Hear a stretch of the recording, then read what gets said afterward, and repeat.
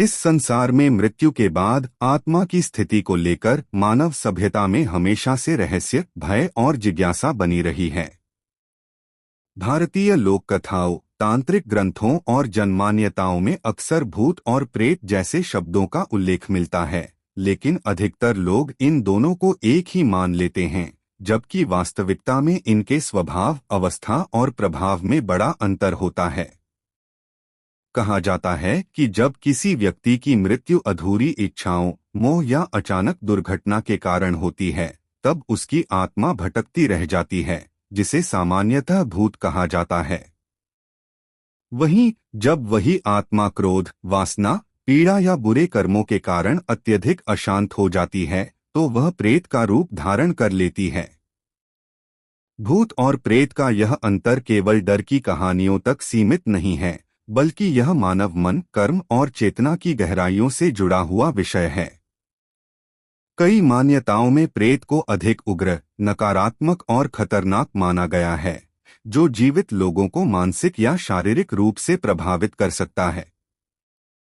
इस विषय को समझना न केवल आध्यात्मिक दृष्टि से रोचक है, बल्कि यह हमें कर्म, मृत्यु और आत्मा के रहस्यों पर भी सोचने के लिए मजबूर करता है। भूत और प्रेत दोनों ही मृत व्यक्ति की आत्माएं होती हैं, लेकिन मुख्य अंतर उनकी अवस्था और स्वभाव का होता है। भूत, गोस्ट, अक्सर सामान्य, शांत या भटकती हुई आत्मा होती है, जो किसी अधूरी इच्छा के कारण पृथ्वी पर रह जाती है, जबकि प्रेत, स्पेक्टर, फैंटोम, एक अधिक अशांत, उग्र या परेशान आत्मा होती है, जो बुरी इच्छाओं और क्रोध से भरी होती है और अक्सर नकारात्मक ऊर्जा से जुड़ी होती है, जो अक्सर पिशाच, डीमन गोल के करीब होती है, क्योंकि ये अधूरी इच्छाओं, बुरे कर्मों या गलत तरीके से मृत्यु के कारण होते हैं और अक्सर लोगों को परेशान करते हैं। भूत, गोस्ट अवस्था, शांत, स्थिर या सामान्य रूप से भटकती आत्मा। कारण अधूरी इच्छाएं, मोह या अचानक मृत्यु। प्रकृति कभी कभी दिखाई दे सकती हैं या अपनी उपस्थिति का एहसास करा सकती हैं, लेकिन आमतौर पर नुकसान नहीं पहुंचाती और सामान्य वेशभूषा में दिख सकती हैं।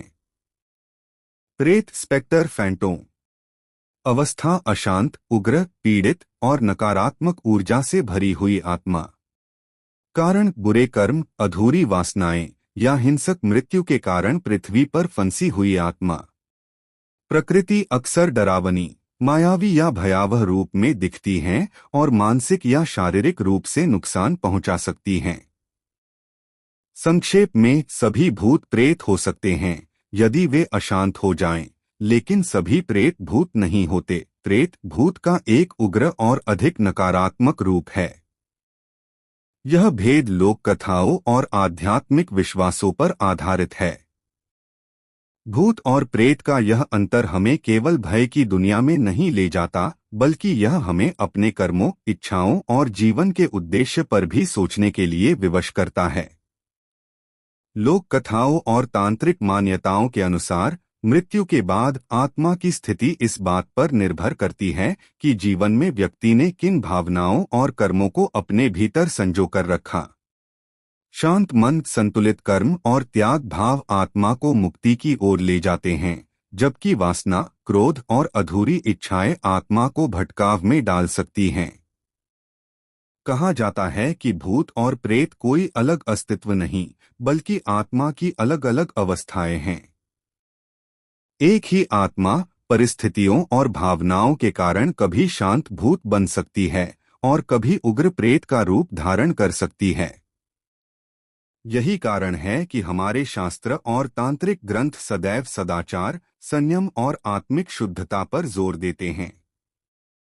इस विषय को जानने का उद्देश्य डर फैलाना नहीं, बल्कि चेतना को जागृत करना है, ताकि हम अपने वर्तमान जीवन को इस प्रकार जिए कि मृत्यु के बाद आत्मा को भटकना न पड़े।